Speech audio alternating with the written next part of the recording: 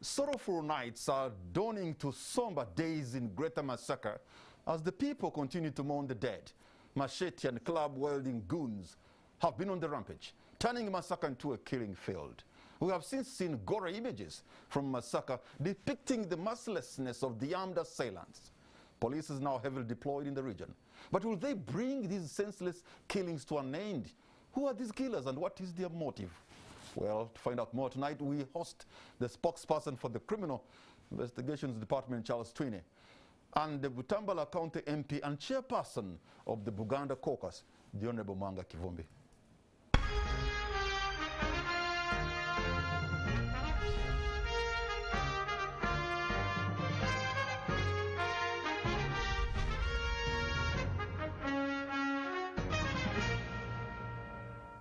The Honorable Mwanga Kivumbi, thank you so much for having honored our invitation. A warm welcome to you.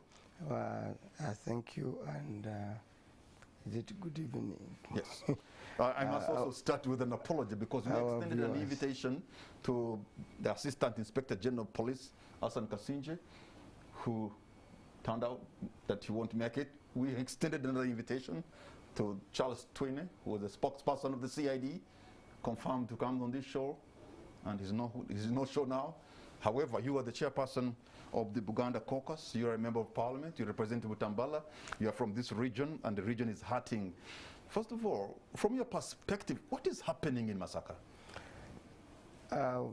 Dear viewers, of course, we extend our sympathies to the families that have lost their dear ones. We may be here speaking, but there's someone who lost a mother, a grandmom, a father, an aunt, a relative, a neighbor, a friend, a village mate, a church mate, someone we go with to the mosque. Therefore, we extend our deepest condolences, and we may the good Lord strengthen them in these difficult times. The events that are happening in Masaka are really very depressing. To begin with, this is the second round of macheting people in the same region, using the same methods, and so it has to take. But that comes on the back of what happened in Wachiso and Greater Mukono a few years ago. And all these have been happening amidst our watch. The bigger question to ask is, first of all, one uses machetes. So primitive, a method in this age and era. If you're an organized force, I mean, you don't move. Secondly, is that the group operates with impunity. They have their phone numbers on. They warn you prior. They've now started marking the houses. They come and mark, put a stone in your house and tell you we are coming. They come. They don't take money, so you do not put an economic motive to it, okay?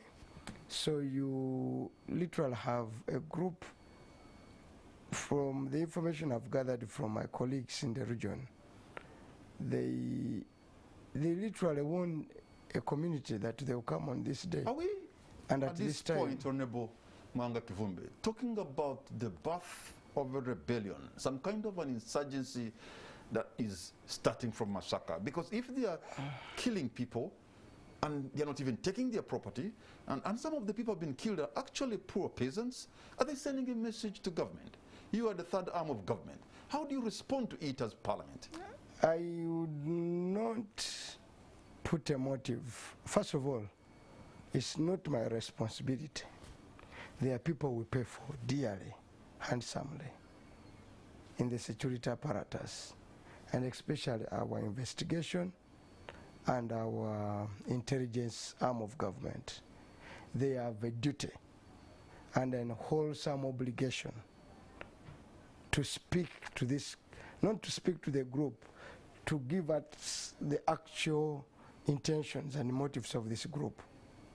There cannot be an excuse that they don't know this group. That's why we pay them handsomely. Yes, you know, when you pay them, he who pays the piper calls the tune. And I'm asking you, because part of your job as a member of parliament is to appropriate money to agencies, ministries, and departments of government. And if the money has gone there, then you have to know, we as the people of Uganda taxpayers, has it been a good investment whoever put the money? And if that's not the case, then you should be raising question why it matters most as an MP to ask questions why. Yeah, because you can summon the Minister of Internal Affairs, you can summon the Prime Minister to tell us.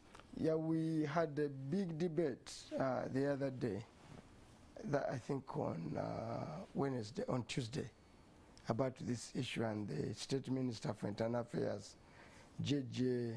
Odong, no, not J.J. Odong, General David Mhoz, turned up with a long expression. Some of his revelations were hurting.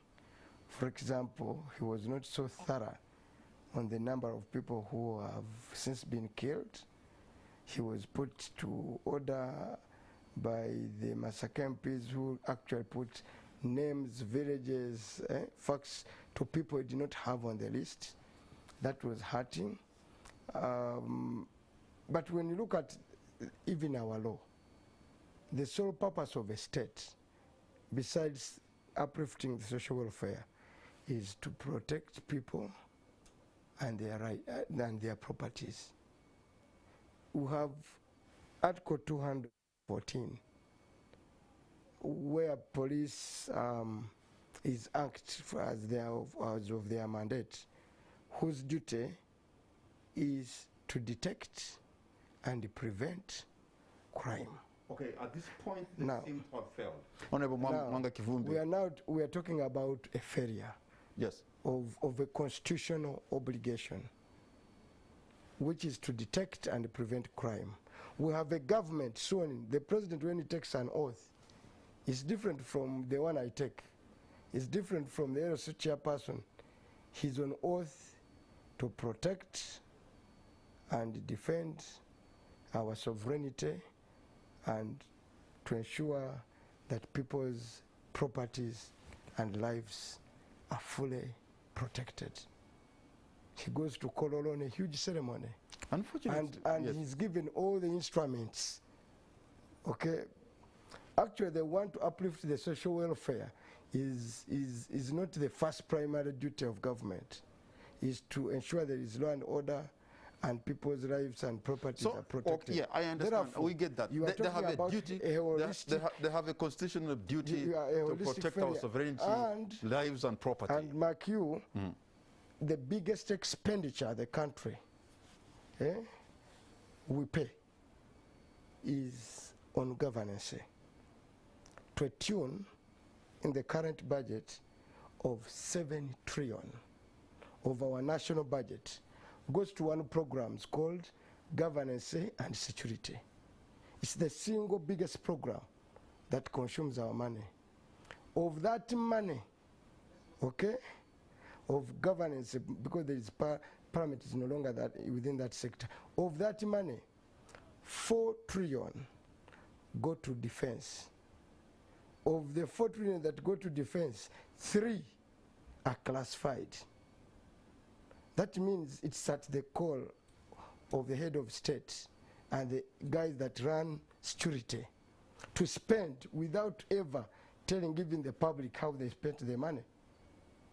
So it's not an issue of resources? So much resources they enjoy. Parliament executes its duty by giving them all the resources.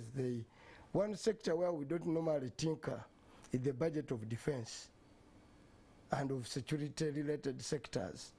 We normally give it without much ado and much question. Therefore, they are empowered, they are equipped to handle these crises as they come.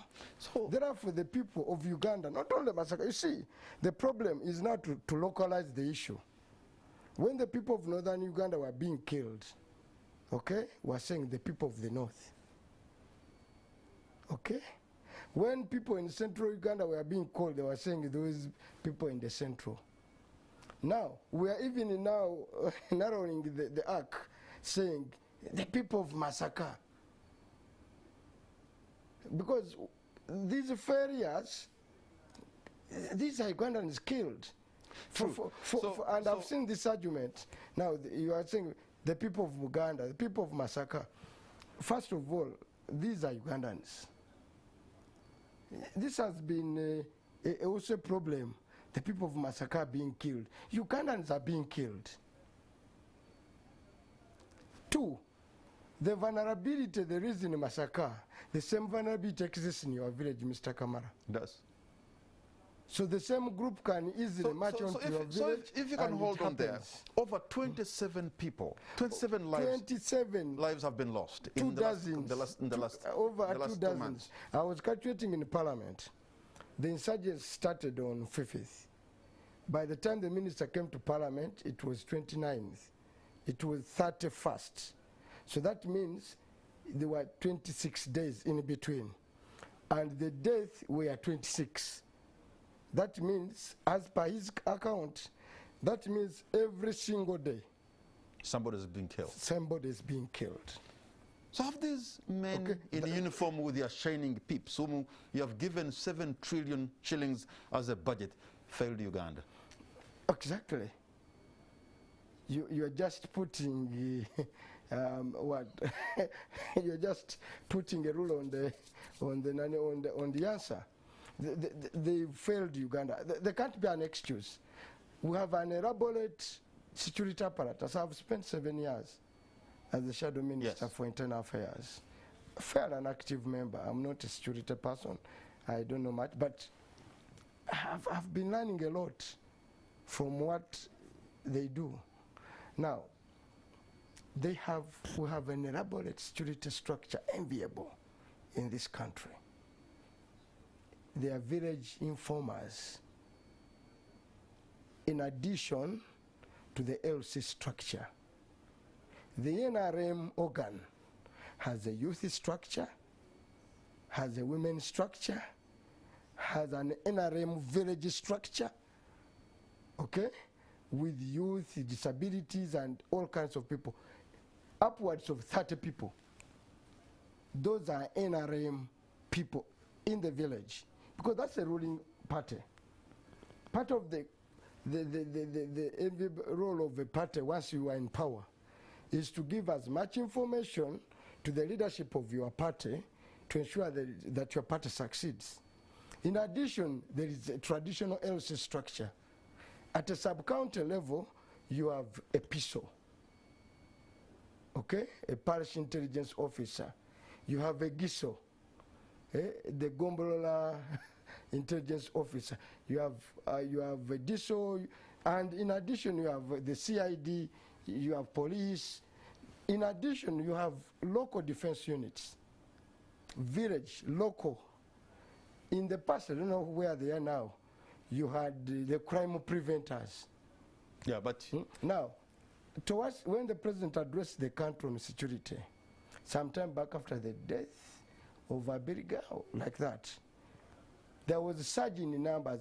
They recruited 24,000 additional local defense units, personnel.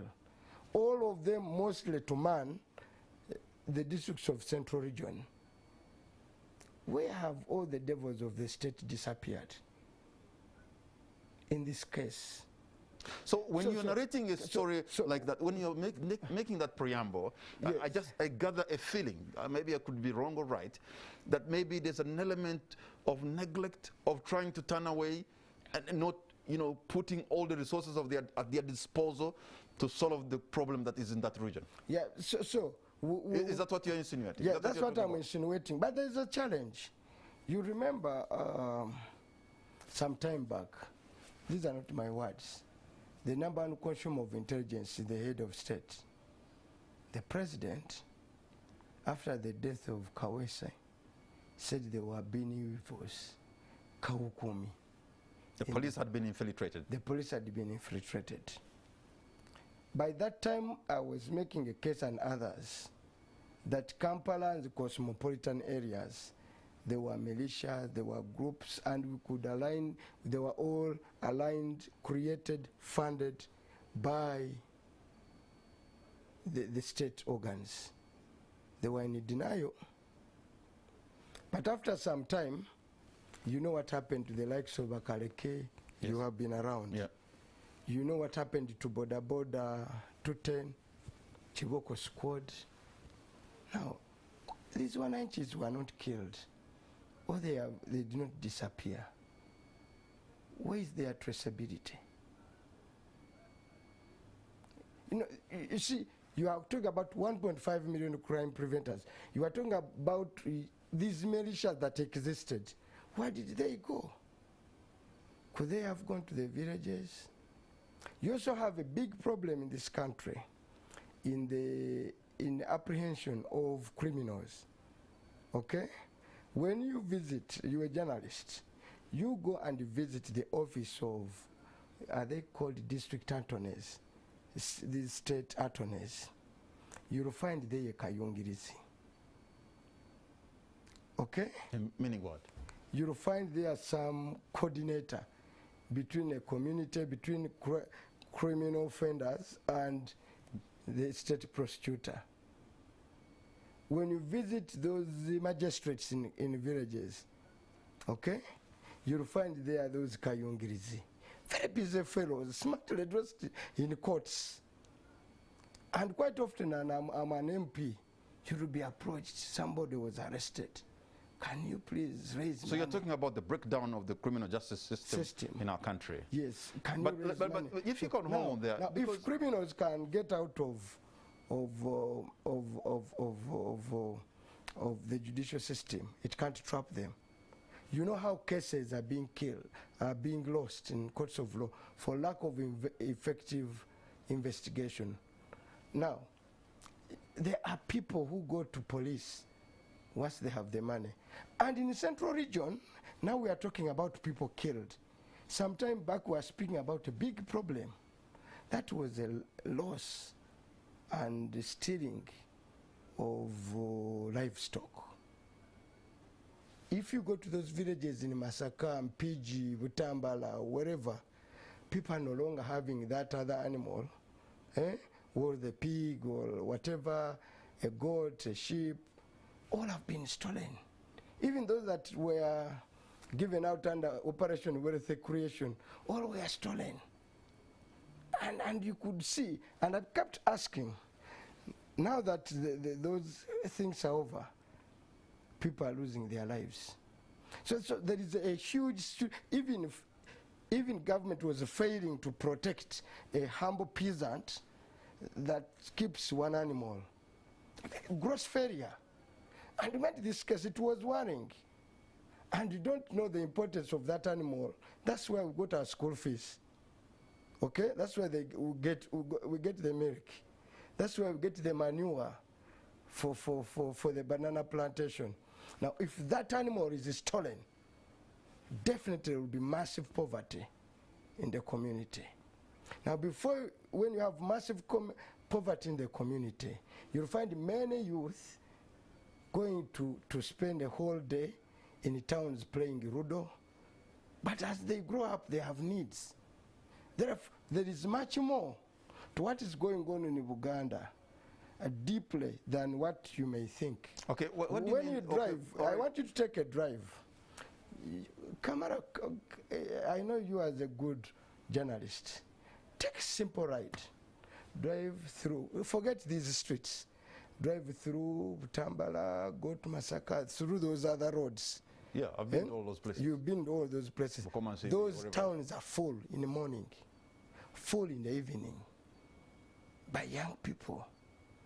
that have no jobs. Yeah, we have a jobless generation. Yes, and it is a parliament where you sit yes, that's supposed to be investing money in areas that can create jobs. That has not happened. Now, all those are fertile environment yes, for these kind of things. So you've got to go deep and look at the socio-economic challenges. Before you go for I find journalists and leader politicians, they either want to go political, a quick angle, and point are they opponents of government. Which opponent of government will go on, kill innocent people and seek their support? Do you think that adds up? And so, do you think, Mr. Kamara, so unemployed, even unemployed youth in Butambala or Common Simba or wherever it is, doesn't make sense to go and start killing people because that does not give them jobs? No. You don't. So who does it? Is it a non-state actor? You are the chairperson of Buganda Caucus. Yes. You have a network in the region. Yes. You have the ears and eyes on the ground. I speak to Who are these people, Honorable Kivumbi? Who are these people? What are they telling you? In those areas where they are being killed, you know, I don't want to come here and tell you. They're pointing a finger at the state. But that's for another day.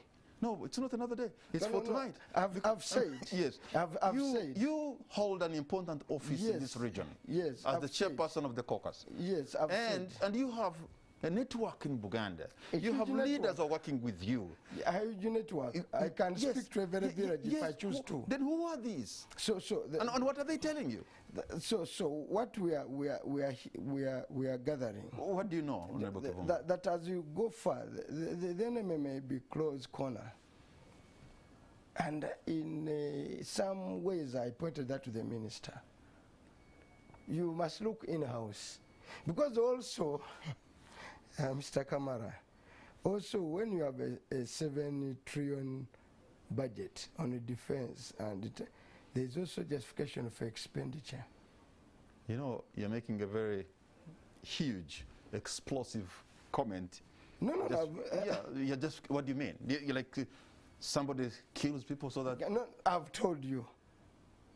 Yeah, you have to expound on that. No, I've told you. That there is a 7 trillion budget, somebody must make a justification for it. What do you mean? So, exactly, I will not go further than that on this forum.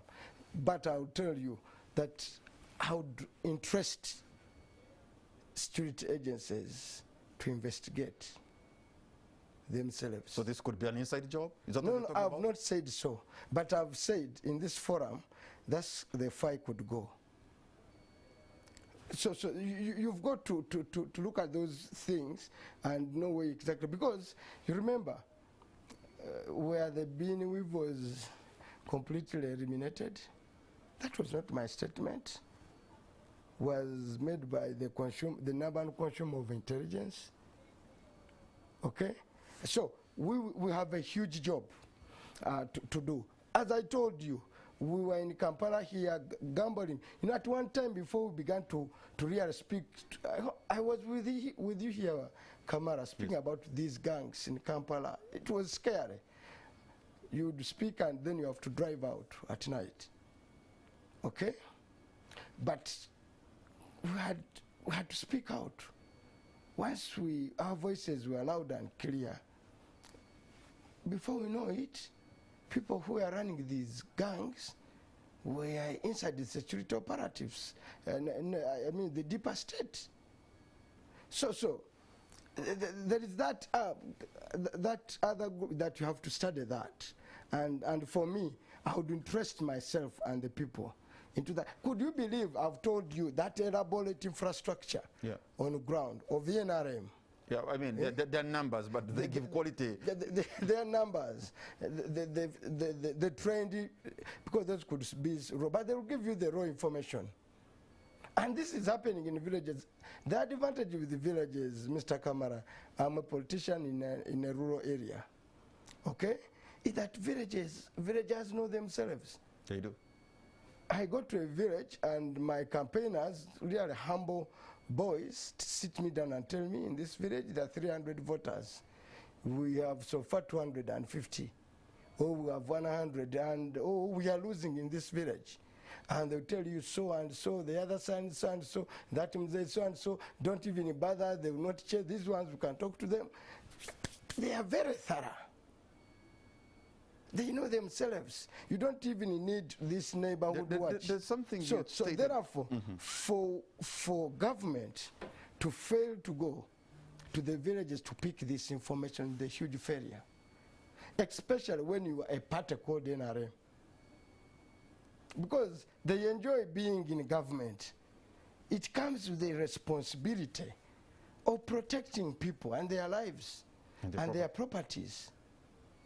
As you say, we are in power. You are in power to do what? You know, at the very beginning, when people are being killed, Mwanga Kivumbi, at the very beginning, you stated that, you know, these heinous crimes that are being committed, they are committing them with impunity and a lot of arrogance. Because the other day, there was the Assistant Inspector General of Police, Hassan Kasinje, who's down in that good area. There was the Minister of State for Internal Affairs, who's also a four-star general and a former chief of defense forces in that place. But that night, yes, people died. People died. That level of arrogance and that level of impunity, I don't know, have they not exposed the security apparatus of our country to a level that they... The question you could say, can a non-state actor have that level of arrogance and act with impunity? Okay? Can just the village gangs act with that level of arrogance and with impunity? And mark you, Mr. Kamara and dear listeners, we are under curfew. Ideally, everybody should be home. Everybody should be home. By 7 p.m. The whole essence of a curfew was to minimize criminal activity that may occur because of COVID and people are inside. So therefore, you are under at night a total seal and control by the state. Everywhere in the country. If you go in villages, people are crowbarred by 6, they are being caned to go home. So who are these amidst that tight security across the country that break it with impunity? But also talk about response. That the president stays in Kampala here, 26 people are killed in Masaka, and it's all calm. Then you send the assistant minister and Wana Kasinje. Where are the devils of the state? If it was Bwana Bobby Wine who was going to have a rally in Masaka, you would have seen the state in its full force. Are you seeing that force descend on Masaka and say, now we are going to really root out this cause? Is it with the urgency that to respond when 26 1-inch, there's a clip where they quote the president these days, so many years ago when he was still a young man, that not a single Ugandan will be killed. And we don't know, or we don't bring to book somebody who has killed that. You know, so one of the things I do most is to listen to people, to listen to my guests. And I've listened to you, and you have just said another very explosive statement, that if it was a politician in the opposition, and maybe he goes to Masaka, or maybe for a rally, or just to move there, just to move there, that the state would deploy all the resources at their disposal. Yes, and but when 27 people die, the state is not reacting with a similar manner. Similar urgency. Okay, so are you suggesting that this is not a priority? That's what I'm saying. You see, lives of humble people.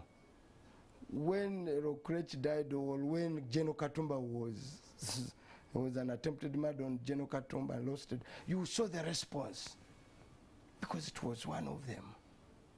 The question is, how valuable are you if you're a humble citizen? So you are just a figure and a number. So in your talking, you seem to say that there's them and us. There is them and us. There is some 28 1-inch have lost their lives. They are just a number. in the power game.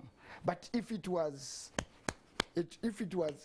just imagine, and let me press the importance of Masaka in the politics of this country.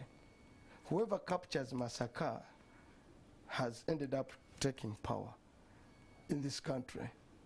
When Masaka went in the hands of the Tanzanian forces, a few months down the road, the group was in power.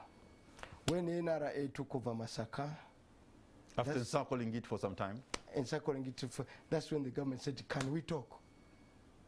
Now, this is a political, center of politics.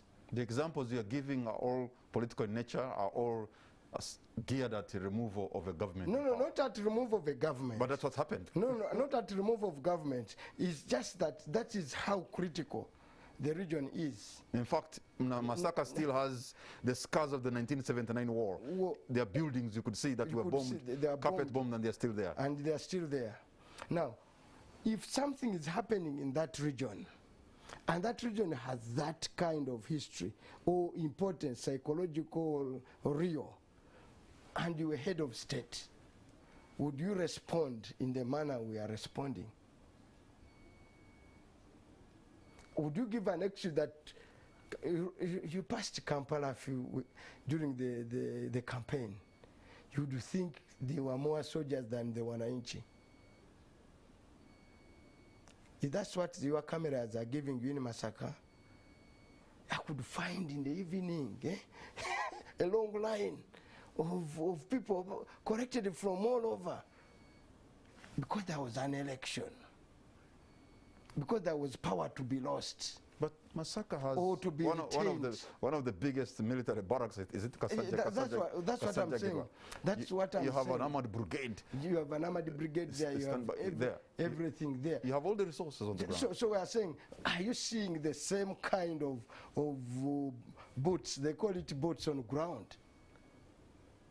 Are you seeing the same? Yeah, but you would have loved after 26 I hope people. you are aware that some people have been arrested, and quite a big number. Even there, I have questions. Yeah, but they have been arrested by the state. That's a response. Yes, arrested. Because if you want the head of state to go there to do what? Most important thing is to have the police deploy them, the head of state, make arrests, investigate. Why we go to commiserate with the family that have lost? Are we going there to resurrect the dead? When you come to a family and you have lost your mother, am I coming to bring her back to earth? It is to show that kind of sympathy. That's who we are. It's a president moving to an area, makes a statement of intent, and it puts a certain color on the whole affair. But for how long? For 1 month. Not even a senior minister has stepped there. 27 lives. 27 lives left. We have only seen a state minister. Forget about that, is a general. Not even a senior minister of internal affairs, General Kaindo Tafile, has found it important to go where 27 people have lost their lives. Is that believable? Not even a vice president, by the way, not even a prime minister. You have all these levels of government. Not even a prime minister. 27 Ugandans have died, have been killed. Let me ask, you emphasize those points, but are you suggesting that they too are sending a message? That you don't matter? I don't know. I just want to know, because you keep on. What yes. is it? What you seem to be bordering on something. Does it mean that they too are sending a message? Yeah, Unfortunately, we had invited the Assistant Inspector General of Police and Political Commissar, Asan Kasinji. At the last moment, he pulled out. And we invited the spokesperson of the Criminal Investigations Department, Charles Twine, we've been calling until the last moment. And some of these questions, I must say, should actually be answered by the people who have the mandate to lead. And those who have the resources that have been given to them to serve and protect. I can tell you, serve and protect. And I can tell you. Some at pain is here asking questions to the Honorable Mwanga Kivumbi. But Mwanga Kivumbi can also not escape totally, because you are in the third arm of government, which is Parliament, and you are the chairperson of the Buganda Caucus, which is a big, big deal. For me, I don't ask anybody, and this is not to ask for sympathy. It is an wholesome obligation by the state and those who govern to protect. And every single life lost, we put it on the state as a failure for beginners. Because why? We've given you everything. I'm saying everything you want. You have it. But I also have other questions that are interesting. As I've told you, I have my background for 7 years being as the Shadow Minister of Internal Affairs. There are also issues that pain you. As I point a finger at the police, okay? Now, I've spoken about the 7 trillion in defense. Do you know the budget of CID in a district? Even your district, 500,000. For an entire district? For the entire district. Is that per week or per day? No. Per month. The district operations budget for fuel for a whole month, the whole district, each district in Uganda, those rural districts, 900,000. Now imagine a district that has got about it has got about between 8 to 12 to 15 sub-counties with the police posts, with CIDs at those sub-counties. You have to share 50,000, 500,000 over a period of 30 days. No wonder when you report a case to police, in most cases they'll ask you for fuel to go, and do their job. But you are speaking about 7 trillion, 4 trillion, a police budget of 900 billion, and there is no fuel. The other day in Parliament, Honorable Bedi was saying the police station at a certain parish was asking him police officers was begging him to donate money to repair a police motorcycle. They look for an MP.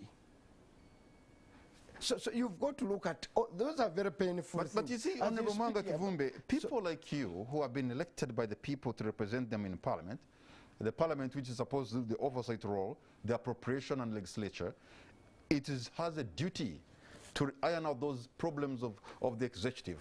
Because if they don't, you can deny them funds by not passing their budget. That's one of the things you can do. Part of my job is to speak out, and I'm speaking out.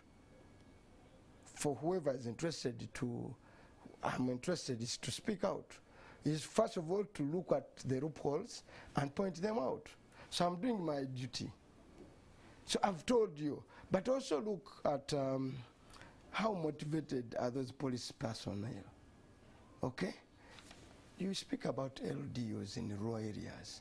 How much are they given? How much are they paid? Do you know their pay? Retainer? I think it was 200,000. 200,000. You live in Uganda. Will you take a kid to school? If you have, and these are not young people, they are people with the families, and you want them to work 24/7, 30 days a week, 30 days a month, on 200,000, and they will sleep, they will not sleep in the night, on 200,000. Let's be real.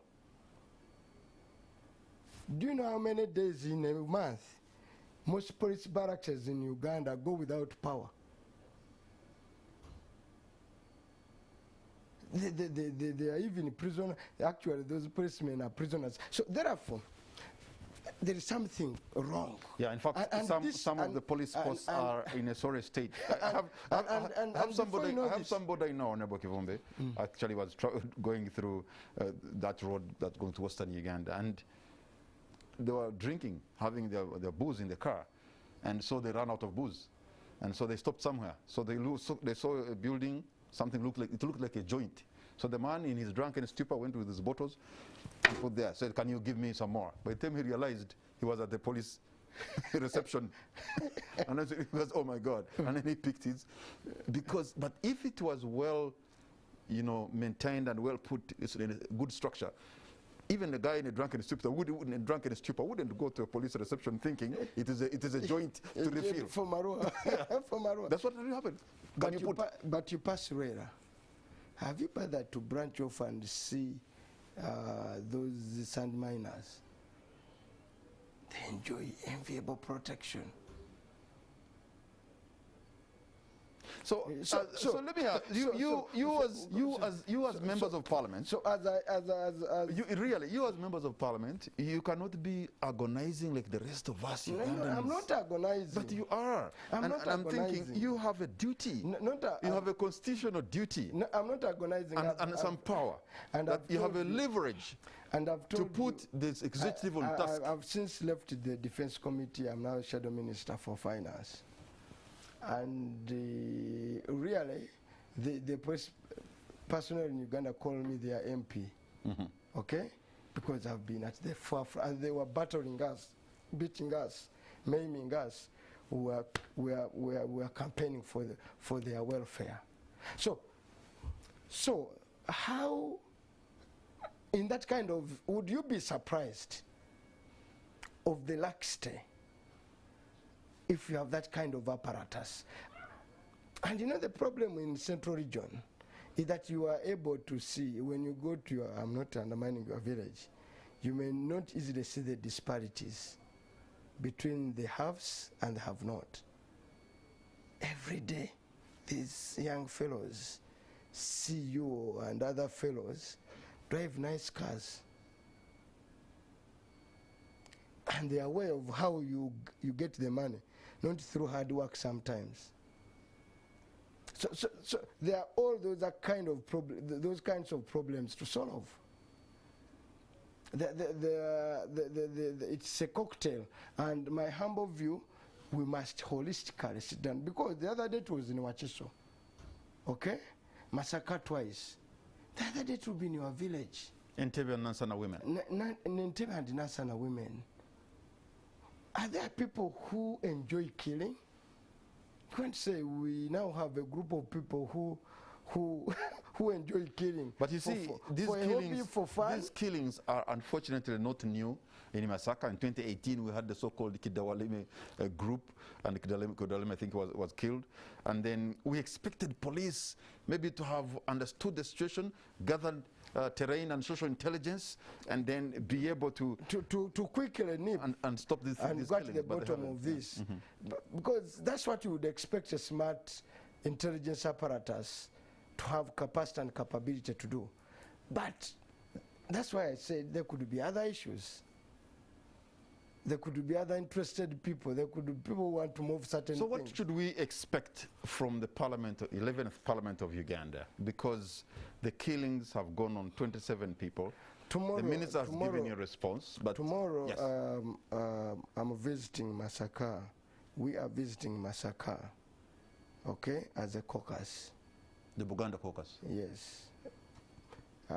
We'll leave in the morning to go and try to speak to the people and try to find, especially to go and we intend not to be political in any way.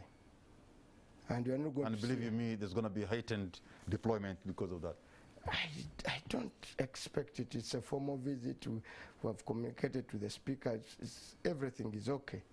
So we are going to go and try to speak to the people and try to find out what is real, because we think we enjoy a little bit of trust. Because you see, the problem, do you really trust policemen in your community? I do. How often do you bribe them? I don't. On the road? I don't.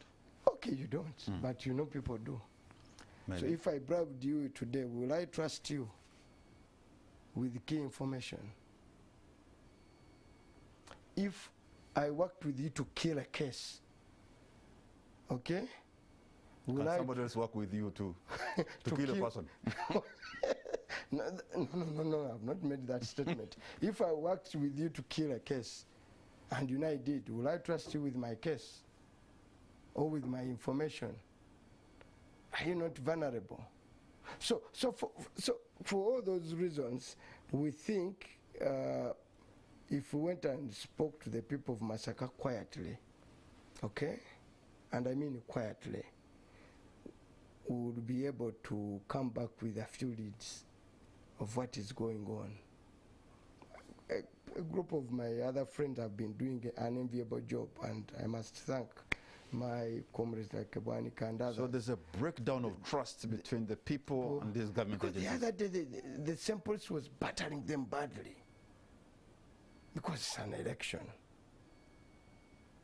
You think the other day you beat me and now I come and say, I have this information for you for no good reason, because I have a conscience. So it is very, very heavily damaged. And the whole political party is now taken as part of they have more, the whole spirit of is now looked at as more of political cadres than providing law and order and security personnel. And that's a huge problem. And that's why ministers and leaders were quick to say there's politics involved, there are political forces, there could be rebel groups. So my humble appeal, sir, and to the listeners, is that the states can and should stop this in Masaka. And they will have our full support we can pledge. But you know, we have seen similar things happen before, like the banning of markets. You know, came and gone mysterious. Yeah. The banning of schools. It seems something comes and we lower it. It comes and goes and disappears. And we talk about the episodes of violence ending up in the loss of lives in Masaka. This is like the third wave. Third wave. But you are even, you know what happened with the people who are banning? Why did they disappear? Schools. So many things have, I mean, I've told you about livelihood being stolen. Okay? So many things are happening with impunity. Therefore, my humble prayer to as a coordinator, as a chairperson of MPs from here, and therefore I speak for many, is that we want the government to end this problem of killings. We demand of the president and NRM government and the president of the Republic of Uganda, with all of his resources, and if you need at Parliament, we are ready to process a supplementary in one evening and give them the money. If that's what they want, to have the equipment, to have the resources, to have the motivation that they need, we will support them. So as a shadow minister of finance, maybe moving forward, why can't you make an attempt to ensure that some of these agencies that really are working in touch with the people, like the CID, police and the investigations desk that is given little money, maybe increase on the funds? Yeah, why don't you at least go deeper? Because I know some of this is exclusive, but you could. No, exactly. I remember we made an attempt, and I think we will make an attempt again to ring fence part of the money that we fund these agencies. To say we are giving this money, but it is ring fenced purposely. Even though it is classified?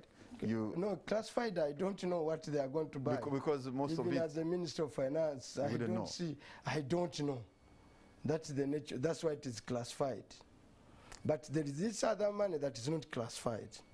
You can ring fence. Then you can do better. You can ring. We tried, but there was a problem. I would not want to point fingers.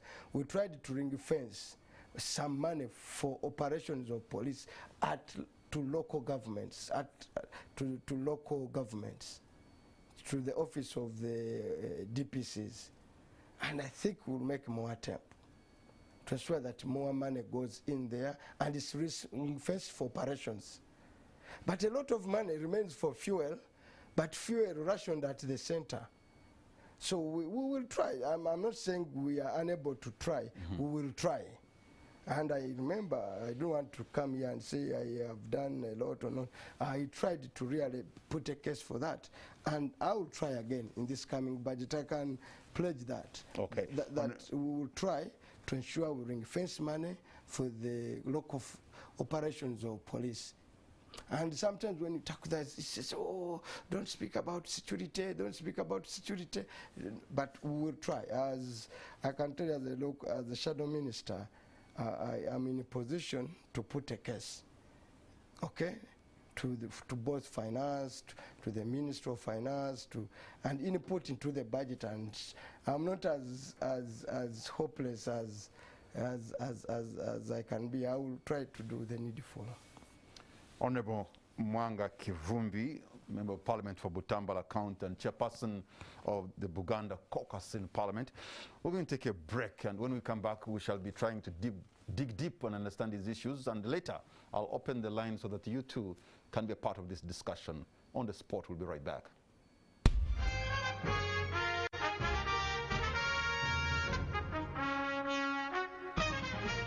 Welcome back. You're watching On the Spot. My name is Patrick Amara. My guest tonight is Honorable Mwanga Kivumbi, Member of Parliament for Butambala County, Chairperson of the Buganda Caucus and Shadow Minister of Finance. I can imagine Ugandans are watching, and I'm sure they're wondering that the police is so quick to heavily deploy. If a political actor like you maybe goes for an outing somewhere in Masaka, they'll be there. If I want perhaps even lay siege on your home for as long as it can take. But how come that they are caught flat-footed 27 times?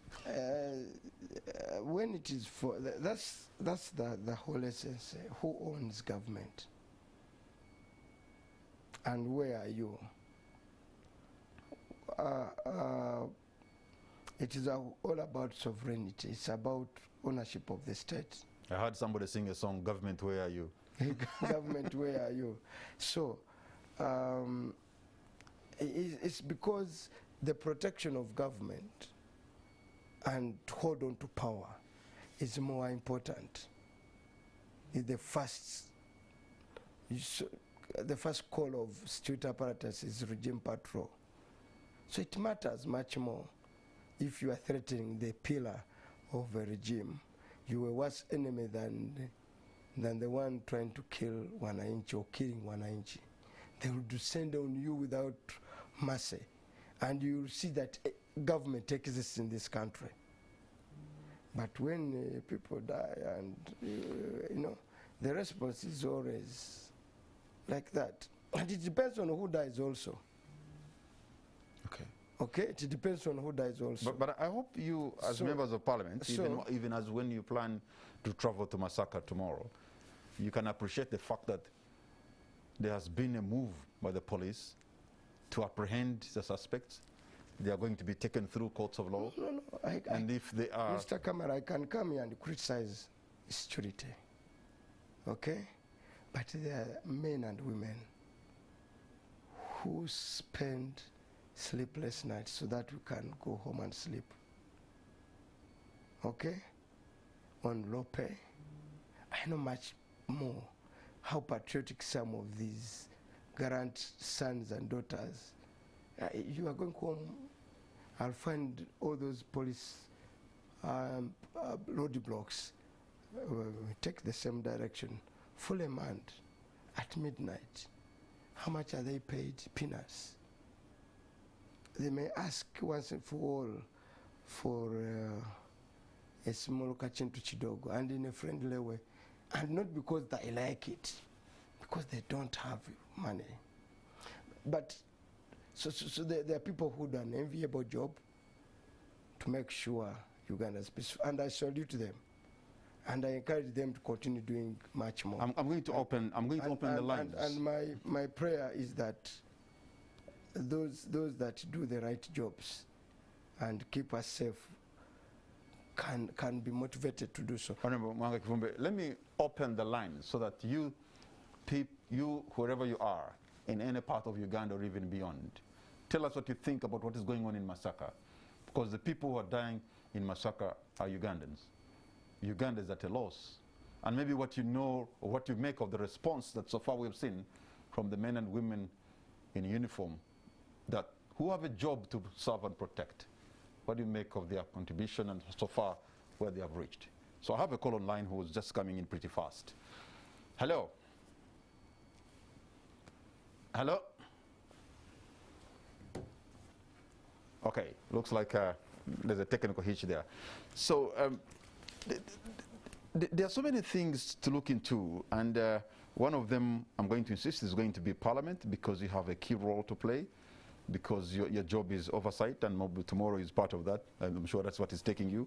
And the other one is legislate, maybe put better laws that we think can protect Uganda, and appropriation. And on the area of appropriation, you who's even a shadow Minister of Finance, this is right within your docket, so that at least people who are mandated to do this job should also be having the resources to help them do the same.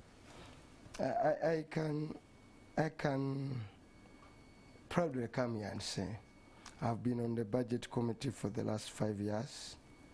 Okay, I've supported and I've done everything within my power to ensure that when matters of security come, security is the service and the common good. I mean, we need it. It's a fundamental area that we need to have. Everything else is based on it. Therefore, when it comes calling and in the need of resources, it always receives urgent first call. So the same effort will be given, this and more so. So there shouldn't be any worry that we shall not provide the resources that the person needs.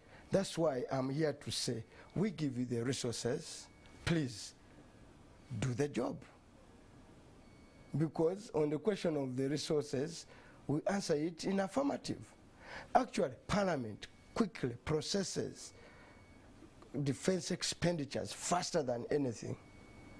Does it complicate matters in the political environment where we find that this region, in the last election, rejected the politics of NRM and chose the politics of opposition? Does that political reality complicate matters? This region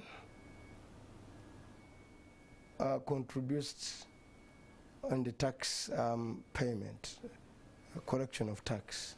70% of the taxes collected in Uganda are from this region. We actually, people of this region pay for the infrastructure in the rest of the country. So does it matter if they don't vote a government? It doesn't. So it's a democratic right for them to vote the way they want. What is normal happening is that there are common, there are services that are beyond the realm of partisan politics. One of them is security and service delivery. I mean, if you want people to, if you want all people to vote for you, why do you pretend to put an election? So I would be hesitant to reduce the NRM government to a level of impunity, to the level of looking at issues that way. I don't think they are that caliber. I think they are a little better than that. So I don't expect them to say, oh, the people of Uganda didn't vote, the people of Central Region, therefore, let them die. I don't think, and I would be hesitant to take that line, and I wouldn't even peddle it, because it's primitive. Why? I mean, it's a choice. The whole cardinal of an election is a test of conscience and freedom to choose. And you can't hold people against their choice.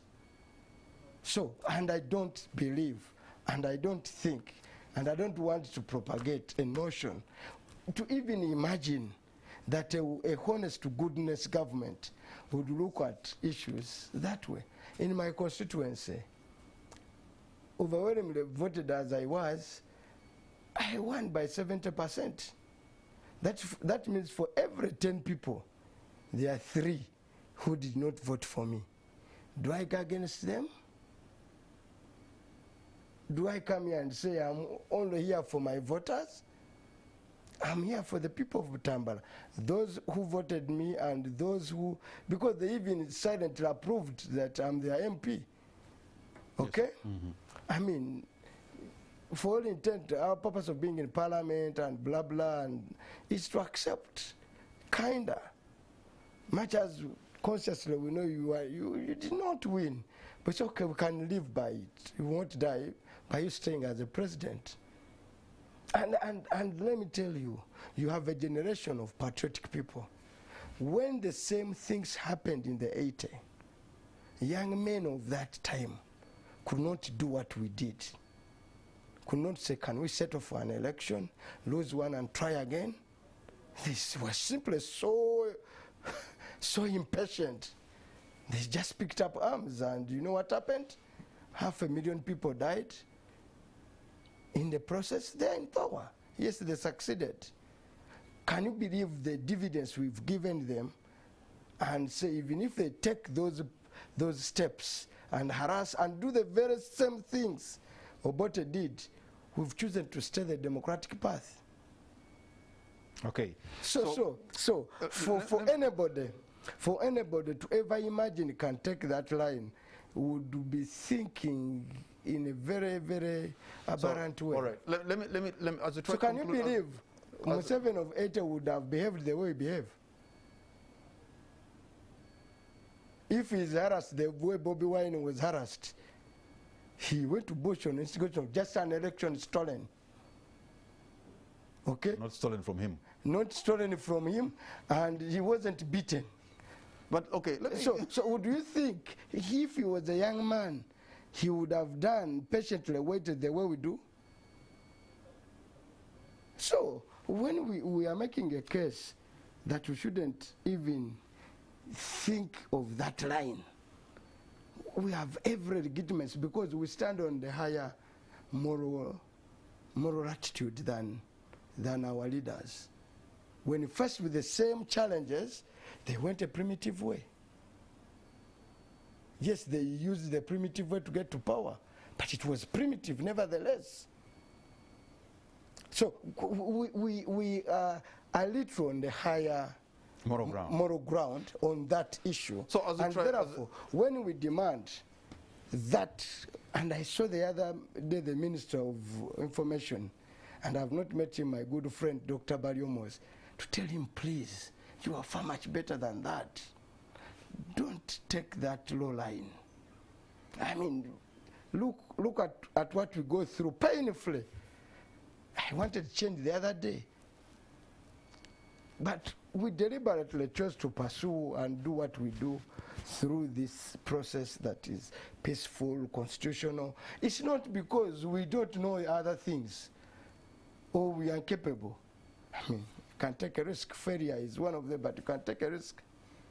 But they say, what did Ugandans gain by a group of people who use arms and come to power? It's just a mere change of guard.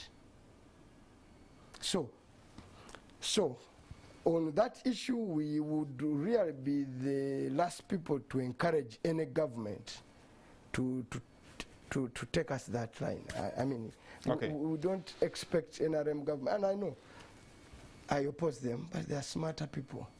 Okay, and we have a bigger problem. And I don't you mentioned actually when you go to every village or every trading center, you're likely to find huge numbers of people, young people, energetic, but have no jobs. And that's one of our biggest problems that we have. So how do we get out of this? First of all, there was, you have a problem in this country. Of late, when I tune on every village model. The parish development model. Parish model. Have you ever gone to any country that jumped by modernizing villages?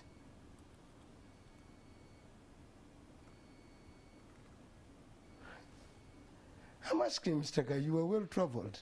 Well, do you know of any country that worked in villages and moved from a third world what I to know, first? countries are just urbanizing more than and leaving the villages free for other things, extensive agriculture and stuff like that.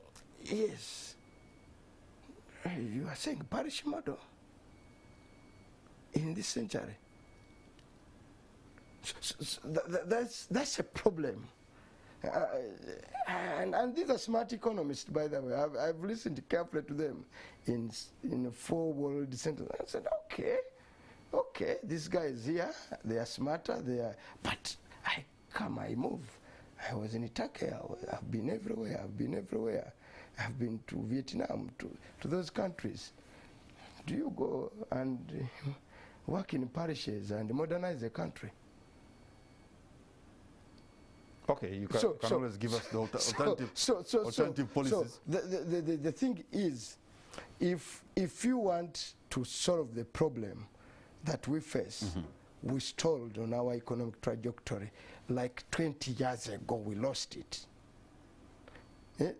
I can tell this country, the way we handled privatization, okay, and liberalization, we lost it.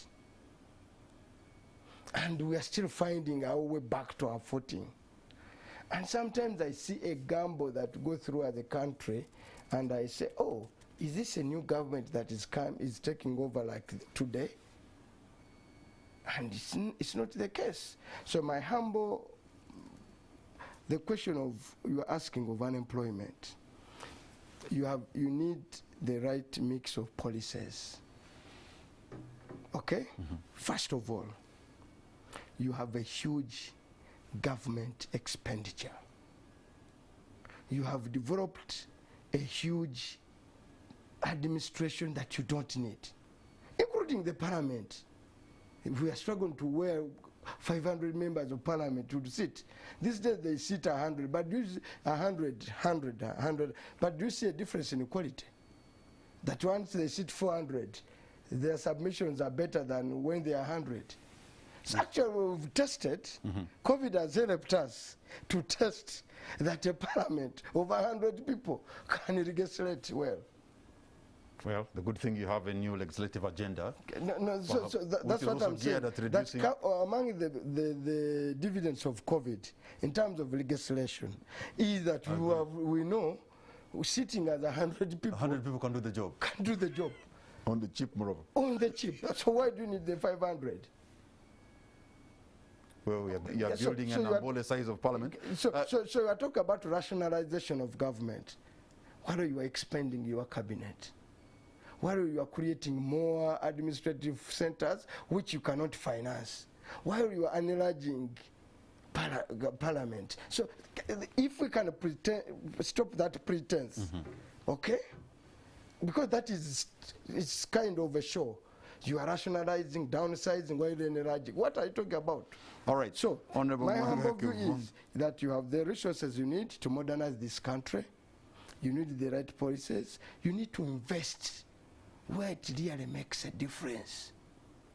Invest in agriculture. Grow coffee, large scale. Grow maize, large scale. Grow cotton, large scale. Can you believe here where we are seated, okay?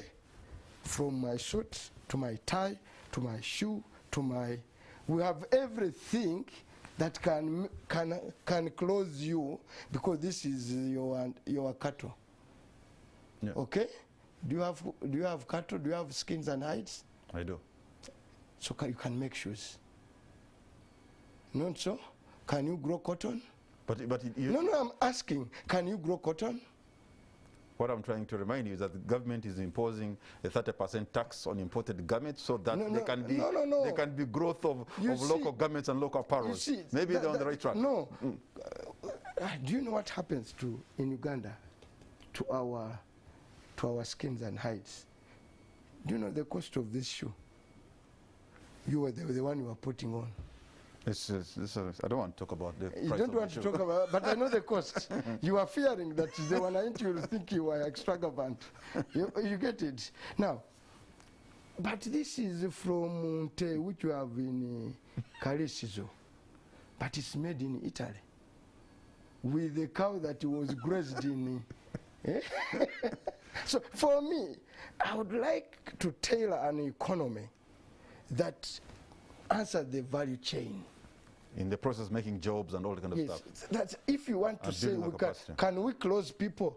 Yes. Do we have what it takes? You remember? Yes. You remember we had the AGOA initiative that No, should no, have no, helped us. It should have helped us develop Forget about AGOA. to develop capacity. No, forget about AGOA. When you have 7 million school-going children, okay, that that can have uniforms in khaki. Why do you import to America? Why do you export to America? First, 7 million Ugandans.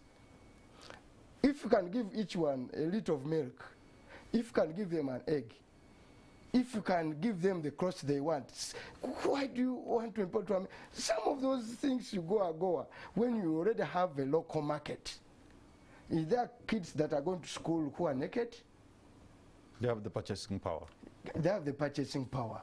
Now, you go and import uniforms for their children and struggle to sell to AGOA. Mwanga Kivumbi, so what I want to tell you, that these are simple things that we can do as a country, and I like to see a value chain. Government is going to villages like this village corny boy with the jege. No, people don't need jege. Actually, I can tell you that's microfinance, blah, blah, blah. They will not change the structure of the economy.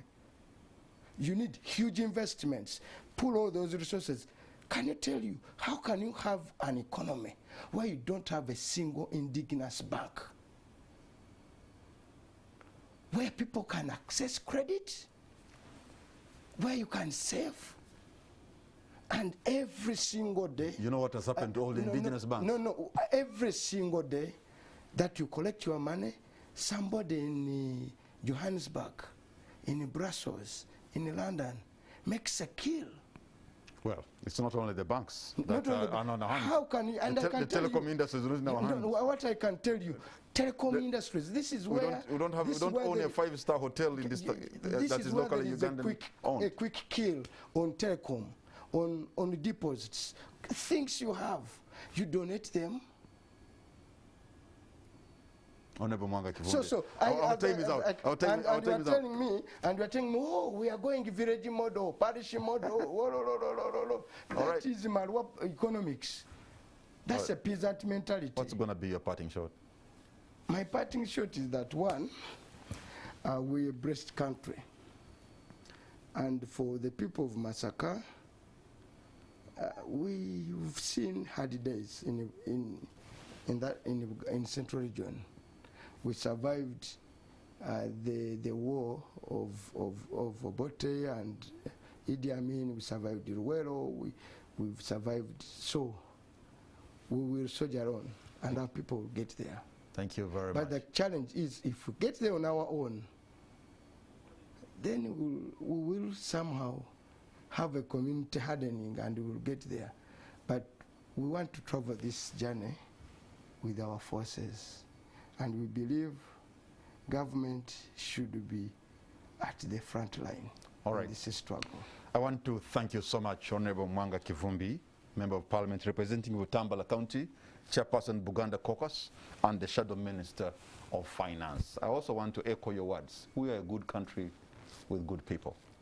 And for the NRM government, one of your biggest pillars was providing security for Uganda. You have a record on that. I think you can do it better.